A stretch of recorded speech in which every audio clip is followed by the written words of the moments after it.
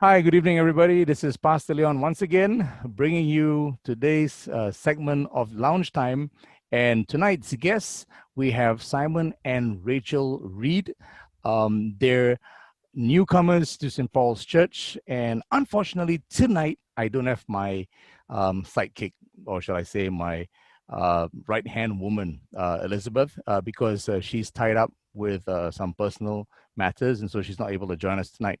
So anyway, I have Simon and Rachel who are here with us tonight. And yeah, we thank you all for allowing us to once again invade your home with the talk show. And so, Simon, Rachel, thank you for coming on board tonight. Yeah. Thank you for having us. Thank you for having us here. Yeah, I mean, Okay. I know you guys must be busy, and I'm really grateful for the time that you can take away just to be on the show. So let's start the ball rolling, okay? I think for everyone who's in St. Paul's Church, what I always like to do is like to ask what you guys do for a living, you know, your profession, and do share, yeah, so that the people at home know what you guys do. Simon, you first, or shall I say ladies first, Rachel? Yeah, Rachel first. Okay.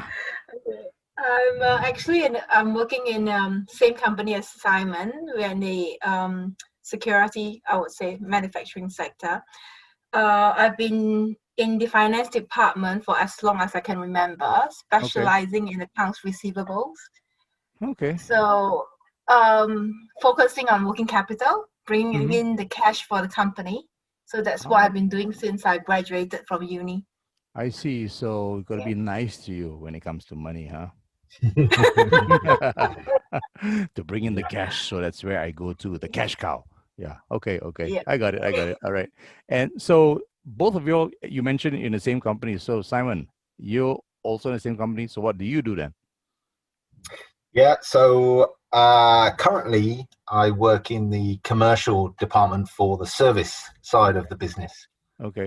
When I first came over to Singapore in 2013, I was a product manager. So I was heading up looking after the various different products that Smiths Detection make. Okay. But a couple of years ago, I moved over to the service team. Right. And now I look after the commercial side of the service team. Okay. Is this a local company or a foreign company? Well, it's a British company. Okay. It's listed on the UK Stock Exchange, but we do our business globally. So we have a large part of the business is in America. A large part of our business is in the US and Americas in general. Okay. And then we have operations in Europe and in Africa, in the Middle East. But Asia is a part of the business that is growing very fast. Okay, so it's a global company. Yep. Okay. It's actually I heard the other day it's the longest serving company on the UK Stock Exchange. Oh wow. Okay. So we celebrated a couple of years ago. I think we celebrated 100 years on the London Stock Exchange. Oh, yeah. What they call a centennial year or something like that. Yeah, right? Yeah. Wow, 100 years. Okay. A global company. You know what it reminds me of? The Christian faith. You know, if anybody, I came across this. You may have heard of him, Reverend Canon J. John. He's from the UK, and he's quite a joker. And he did share that one day he was asked on board a plane. He was flying to Singapore, and so a lady who was sitting next to him asked him, "So, what do you do for a living?" And he just said, "Oh, I work for a global entity." You know, and what he meant was the church in general. So when you said, you go places all over the world, it just brought that story back to me. Okay. So, wow, it's 100 years, so it's pretty old. So it's interesting that both of you all are in the company. Yeah, very, very interesting. And Rachel is smiling, so I'm not gonna go there, But it's very interesting that both of you are in the company. And are you all in the same office at the same level, or that kind of thing? Oh yeah, we used to we've recently moved offices, so we've been in this new office just over a year, right? Although we're not in the office at the moment. And in the old office we used to sit at almost different ends of the office. Wow. Okay. So we were kept separate, not deliberately, it was just how it happened. And But now in the new office, Rachel sits right behind me. So yeah, That I is feel so convenient, right? yeah, Rachel's pair of eyes in the back of my head all day. Yeah. I mean, so you see her in the office, and then when you Yeah, go back we have home. lunch together every day, Yeah, and then we amazing. come home together, We and go to the gym together. yeah, Wow. Yeah. Okay, I have a friend who's yeah, so he and his wife also work in the same company, on the same floor, in the same department. Yeah. So okay, that's amazing. Right. it doesn't get Um, boring though. yeah, We've I always mean, got things to talk she's about. just So. behind you, right? She's just behind you. Yeah. Literally. Right behind. Wow. That's Yeah. interesting. Okay. It's okay. All right. Yeah, so you can actually coin the term, my wife's got my back, you know. Yeah. Okay. Yeah. COVID-19, an unfortunate, unprecedented event that has hit the world globally. Yeah. Has it affected the business in the company? Yes. About 70% of our business is based around aviation. And I think most people know that aviation has been hit really hard. Yep.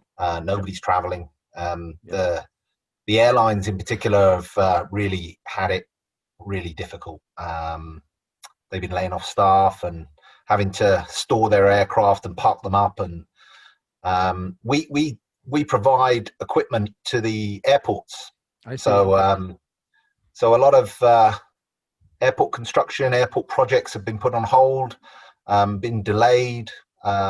We, particularly on my side of the business, the service and maintenance side of the business, we've had requests from customers to reduce their service contracts and try and reduce costs, and so we've been dealing a lot with that, trying to do what we can for customers. But it's been a really hard time. Yeah, I watched the documentary a few weeks ago, CNA Insider, and they were doing it. Yeah, they did a take on where planes are being parked right now. It was actually very, very, yeah. I mean, it's crazy. Just one part of the segment of the presentation, the aircraft engineer, they were interviewing him, and then he suddenly just stops and says, he looks at the cameraman and interviewer and says, just go shh, and he just did that and he says, listen. And then so there's a pause for a while, and then you can hear the cameraman asking him, oh, what do you want us to listen to? Exactly. There's nothing to listen to. There's no sound of engines, no nothing. Yeah, it was actually quite a stunner for me when I watched that documentary. So yeah, my daughter's company unfortunately had about half the company reduced. They had marching orders a few months ago. Yeah, and I thank God that my daughter's still working. So and you guys are still working? I mean the company's been through as they put it, a reorganization, a restructuring, and some people took early retirement. Okay. They offered people early retirement to try and reduce some staff levels, but really, I think our company's been quite good to us. Really, we're we still got a job, so we thank the Lord for that. I mean, let's thank God for that, for looking out for you all and for all of us, and for those of us who unfortunately have not been, who are really struggling. We just pray and hope that our friends and people that we're connected with, like God will look out for them, because it is really an unprecedented time. So which brings me to the matter of faith. Just curious, how did you guys come to faith? Was it a supernatural experience like the burning bush, or like Paul on the horse to Damascus and a bright light hitting you and you go, oh, or was it just a very subtle moment? Do share. You first. Me first. Okay, Simon's turn now. Yep. So I guess you wouldn't really call my family religious, but they've always been in the church. Right. So growing up as a child, I attended Scouts, which was linked to the local church. Mm-hmm. I even, believe it or not, maybe I shouldn't be admitting this, but I was in the church choir when I was younger, when I was a treble. Not as an adult, as a treble. As a treble, before my voice broke. Our rule is going to come after you. Our rule is going to come after you. So we were very linked in with the church kind of growing up. Right. And it was a Church of England church, Yes. very kind of high church. It was almost, people have described it as almost kind of Roman Catholic. It was a very high kind of Church of England. The very traditional sense of the word. Yeah. Yep. So that was what I was used to, and then as I got older, I was introduced to evangelical and Pentecostal churches, which I attended for a while, and I experienced, and I guess in recent years I'd kind of gone away from the church and hadn't been to church for quite some time, although I still kind of profess myself as a Christian, and put down that I was an Anglican or a C of E when they asked for my religion and so on. Right. And then it was Rachel. It was all her fault. So she was the one that kind of brought me back to the church in the last couple of years. So that kind of leads me on to Rachel now, and she can explain her story. So yeah. What a lovely transition. Thanks, Simon. Thanks, Simon. Okay, Rachel, he's got the arrow shot at you. So yeah. So it's it happened in 2019 January. So we just got back from the UK trip, a Christmas trip, back to see his parents and his family. Right. And just like 2 days after we got back, and I was heavily pregnant, and I started, going into labor on the Saturday, and it was about 10 weeks before the baby is due. Right. And I was worried sick. I've never been a religious person in my life. My parents they are Buddhists, so I've never stepped into a church or anything. But even when we got married, I've never converted or attend any, Bible classes or anything like that. Right. Anyway, I got into hospital that day, and I was in intense labor, and I thought that I'm going to deliver the baby on that day. And knowing that my second child, Brandon, was born just 6 weeks early, and it cost us a fortune, I knew at that time that this is going to be much worse, because it would have easily cost about 3,000-4,000 a day in the hospital. Right. And I was worried about how the baby is going to be, whether he's going to be healthy or if there's going to be any implication. So in the delivery suite on that night, for some reason that I couldn't explain, I started calling out to God. And I was crying in the delivery suite while he stepped out for a while. And I said a really strong prayer, and I said, if God, please help me. I can't have this baby delivered right now. I have to keep him in me for at least 4 more weeks when he's 34 weeks and above. Full term. Yeah, closer to the full term. Yeah. And I was praying out really loudly, and I was crying. And it's almost as soon as I said the prayer, the whole room in the delivery suite went really bright. And I can immediately felt a sense of calm. And I knew at that point that my prayer has been answered. And it was very strange. And I was shocked, and I didn't know what to do. But at that point, my gynae came in and said that I'll give you a jab and keep the baby in for as long as we can. And one of the things that I was praying for is that please keep the baby in me for another 4 weeks. Let me have him only when he's 34 weeks. And guess what? I was in the hospital for 4 more weeks, exactly 4 more weeks. He was born on 34 weeks one day. Wow. So on the 34th week, I went into labor again. I was contracting, and it was so serious. It was so painful. But my gynae wanted to keep the baby in me longer, so she gave me another jab. And every few hours, I was going into labor, and I told the doctor, why don't we just let him come out if he wants to? Anyway, that was one. And I didn't really tell Simon about it. He didn't know about me praying. Okay. And after the baby was born, because he's preterm, so he was in the ICU for another 2 weeks. Mm-hmm. And what we didn't realize is that at that time, the hospital bill has accumulated to about 80,000. Wow. Okay. And it was also at the point where Simon had a pay cut. Okay. Yeah, I was going through some trials. Let's put it that A way. difficult patch. Yeah, difficult patch. It was really tough. Mm-hmm. And I was so stressed. And Okay. we had a massive bill to pay, and the pay adjustment didn't come at the right time. So then both of us were stressed out, but we know that the baby is healthy and he's been discharged, and we are all thankful for the fact that, you know, God has answered my prayer. But I haven't told Simon what happened. Okay. Anyway, for a few nights I've been praying that for some reason I've been praying that please help us with this bill. And something miraculous happened. So because of him taking the pay cut, he was given a check for, what was that for? Yeah, it was a policy that the company had taken out for me, and they said they could no longer pay it. So in order for it to finish, they said, well, you have to have a payout from this. Oh, and if you cash it out, right? Yeah. Yeah. And I wanted to continue paying it as a kind of savings plan, but they said, no, you have to have it paid up. It has to end.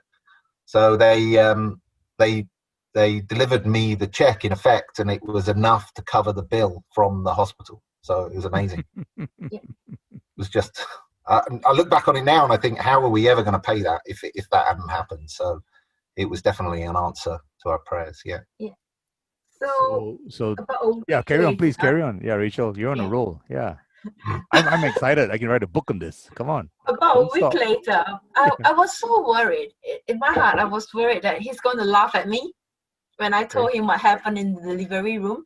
Okay. So it was one night, right? I kind of like, you know, casually just dropped this on him. And I said, you know, I'm not sure whether they're going to laugh, but I'm going to tell you this. So I told him what happened. And he said, wow.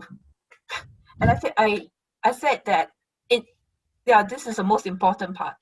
In my prayer, I said, if you can keep him in my stomach for another 4 weeks, I will bring all my kids to follow you.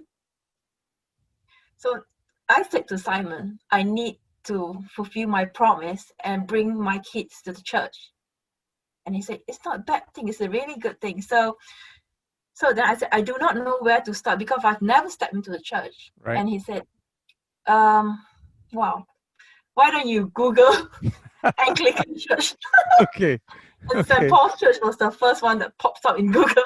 Really? Yeah. Seriously? Man, I'm I'm encouraged, man, because P is like way before A, you know, on Google. You know what I'm saying? The alphabet, yeah? Wow. Yeah. Wow. So yeah, I think it was a Thursday, and on a Sunday morning, we all went there, and we were greeted by Aru. Yeah. I think all of us, yeah, because we. Yeah, and of course yourself. We were late because we thought it started at like 10 o'clock, so we walked in halfway through the sermon. So yeah, we didn't realize. It's all right, man, because when you walked in, I do recall because I'm always looking out for new people. So I saw you guys come in. Nah, these people have not been here before. Yeah. You know, so it was obvious. Wow, yeah. What a testimony, man. What a testimony. It is very encouraging. You know, God always works in hospitals. You know, that's where I got saved, to be honest with you. You hear my story one fine day, all right? 20 years ago, I got saved in the hospital. I will share it with you when we finally come together, meet in church. Yeah, I'll tell you all about it, you know. Wow, so it's amazing. So when you Google, St. Paul's came up. Yeah. Wow. Okay. So there we are. This is very, very encouraging. People, St. Paulians, you're watching this, you know, I mean, yeah, I hope you're encouraged by what what you just heard of the miracle. Wow. Keeping baby in longer. Well, he's the author and perfecter and the creator, right? He's the master, and he can do whatever he wants. And then to get you a bill that's so high and at your wit's end, yet his hand is never too short to reach out to Yes. pay it off for you in some way or another. That is God, for sure. Yeah, yeah, yeah. Amen. Wow. Amazing, amazing. So then you come to St. Paul's, and then we meet all of you, and then we try your breakfast in the morning. I remember that breakfast. Oh, I still remember that breakfast. Yeah, you The guys famous cooked up a breakfast. storm. Yeah, yeah. I think that was one of the very last breakfasts we had, actually, Mm. before Yeah. COVID-19 hit us. Yeah, yeah. Yes. So, um, wow. Okay, I'm still reeling from the excitement just hearing your story, Rachel and Simon. It's amazing. It's amazing. So, yeah. So like now, what is your daily activity like? I mean, you guys working from home, or you back in the office, or you're doing staggered hours or days? What's happening right No, now? we're still at home. Okay. I think some people are starting to go back to the office, but generally the business is allowing us to continue to work from home. They're encouraging us to stay at home as much as possible. Okay. Okay. So the routine starts quite early because we get up to take Caden to school. Right. Yep. So I get up at about 6 o'clock. We try and be out of the house by 6:30, and I take him to school. Mm-hmm. And then I come back and I get everyone else, and we all pile in the car and we take our middle one off to school. Right. And then we try, because we're working so late into the evening now with calls with Europe. Right. We tend to try and start a little bit later in the day. Okay. So we try and go off somewhere for breakfast to try and have some time together, and then we go back and start our work. So Hit the grind. we've Yeah. got Hit the grind. Yeah. Yeah. we've got desks set up in the house, and we sit at our desks most of the day and do what we need to do. We're really fortunate to have a helper at home that is able to look after the little ones. So we're not. He tries to come and bother us as much as he can, but she takes care of him as much as she can. So that's good. That's really good. Okay. So and I hope you're attending our services online. Yeah. Yep. We You do. guys are. And are you all on the That's fine. updates chat group? Just checking in. Are you all on the SPC updates chat group? Yes. It is, but I'm not. Yeah, although I do find it difficult to stay up with all the messages because I'm not just in that chat group, I'm in other WhatsApp chat groups as well. And it's, Rachel, is it okay if I especially in these times, there's so many messages coming through, so it's difficult to always stay up to date. Is it okay, Rachel, if I add you in? Do you mind? Yeah, sure. At least you can get some updates. So if he misses, at least you know what's going on. Yeah, she's much better. She's much better at that kind of thing. So. Well, hearing what you guys just shared about your personal journey of faith, Simon, just want to encourage you that even my own conversion, my wife had a hand in it. Yeah, she had a hand in it. Wives, they always see the angles that we can't see, Anyway, with such a powerful testimony that you guys shared online, is there a word of encouragement or something that you want to say to the folks in St. Paul's Church via this platform? Anything that, you feel that you want to encourage them with? Because I can tell you this, COVID-19 really has affected everybody. Yeah, and everybody's very cautious. Even though we have started the congregational worship where 50 of us can gather on a Sunday, there's still a lot of caution. A lot of people are taking the time to sort of, it's the new norm to adjust. So maybe you guys have something you want to say to encourage those of us at home. So I shared this with the cell group. We're part of Arul and Adrian's cell group. Yeah, the Barnabas cell. Yeah, Barnabas. Yeah. So I said this to them a few months ago when we were talking.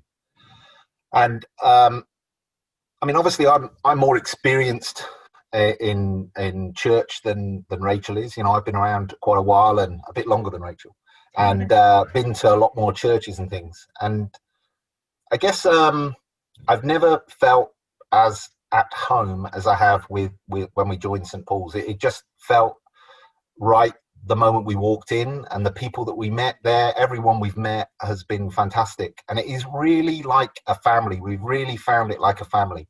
So I guess that's when we come together on a Sunday, it's so nice to meet everyone and meet new people as well, because we haven't met everyone in the church. So we kind of miss that, and it is quite hard, and I would imagine it's hard for other people as well.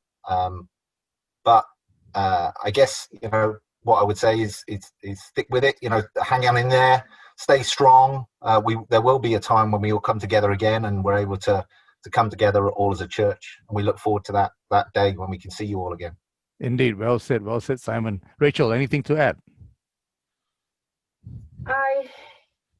I miss going to church. I was just telling Simon, but with Caden in his primary, doing his leaving exam this year, PSLE this year, right. I've been so tied up with coaching him with second language. But we look forward to going back to church and possibly cook for everyone again. Oh, that'd be lovely. That'd be lovely. That'd be lovely. You know, yeah. And I'd like to learn more about God and the Bible from our cell group and the church too. Yeah. For sure. I mean, for sure, every one of us are waiting for that day where we can really get back together, you know. Yeah. I think for now, the one thing that I think all of us can take away is God is sovereign. We are not sure why, and we will never know why this is an unprecedented time. But I think it only goes to show that one unseen virus brings a man down to his knees and tears down every human stronghold, every human trophy, as you would put, is just brought down to its knees, and God is still sovereign. So, yeah, you know, I think all of us are going through that, you know, but I am just so thankful that we still have technology to reach out to you guys and to hear the journey that you both took. And how you ended up in St. Paul's Church. I mean, I know when I Google Anglican Church, you never see St. Paul's come first. So I think it's a miracle. I think God was bringing you to St. Paul's Church, you know, and yeah, you all have also been a blessing to us. So yeah, awesome. So that's all the time I have for this evening. You know, I really am very grateful to the both of you all to take your time off from your busy schedules, especially, you know, you guys have to connect with Europe at night to spend some time on the talk show just to share a bit of your story and your journey. And yeah, we really hope and pray that you guys will continue to do what you're doing, and God will look out for you guys and the family. And yeah, we can come back together in the near future and to have breakfast and hear more stories, you know. Yeah. So thank you very much once again, Simon. Thank you very much, Rachel. Yep, for being on the show. And to all of you all at home, we hope that this has been really encouraging for each one of you all, hearing Simon and Rachel's journey of how they came to faith and how the miracles happened for them and how God brought them to St. Paul's Church and used them as a blessing to each of us. So once again, everybody, thank you very much for having us. We pray and hope that you will stay safe. All right, mask up. Let's be vigilant. Let's not let our guard down.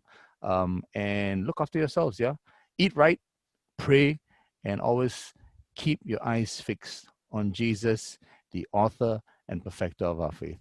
So from Simon, Rachel, myself, Pastor Leon, have a very good night, everybody. Take care, and God bless each one of you all. Bye. Bye.